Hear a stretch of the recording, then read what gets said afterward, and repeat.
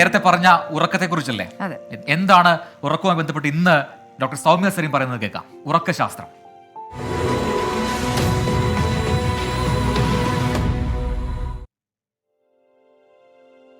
അപ്പം ഭക്ഷണം കഴിച്ച വഴിക്ക് കിടക്കരുത് എന്ന് മുതിർന്ന ആൾക്കാരൊക്കെ പറയാറുണ്ട്. അപ്പം അത് ഉറക്കവുമായിട്ട് അതിന് ബന്ധമുണ്ടോ എന്ന് നോക്കാം. ഡോക്ടറുടെ വാക്കുകളിലേക്ക്. ഭക്ഷണം കഴിച്ച ഉടൻ തന്നെ പോയി കിടക്കരുത് എന്ന് നമ്മുടെ കാരണവന്മാർ പണ്ട് പറയാറുണ്ട് അല്ലേ?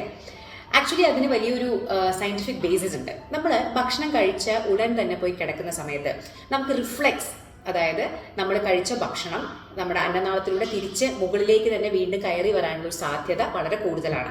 അത് മാത്രമല്ല, ദഹനം നന്നായിട്ട് നടക്കുകയില്ല.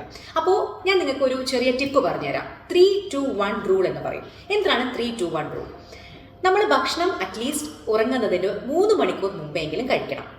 രണ്ടപ്പം എന്താണ്, നമ്മൾ പാനീയങ്ങൾ, വെള്ളമോ പാലോ എന്തോ ആയിക്കൊള്ളട്ടെ, അത് അറ്റ്ലീസ്റ്റ് 2 മണിക്കൂർ മുമ്പെങ്കിലും കുടിക്കണം. 1 എന്താണ്, നമ്മുടെ സ്ക്രീൻ ടൈം, നമ്മുടെ TV, മൊബൈൽ അങ്ങനെയുള്ള സംഗതികളൊക്കെ 1 അവർ മുമ്പെങ്കിലും മാറ്റിവെക്കണം.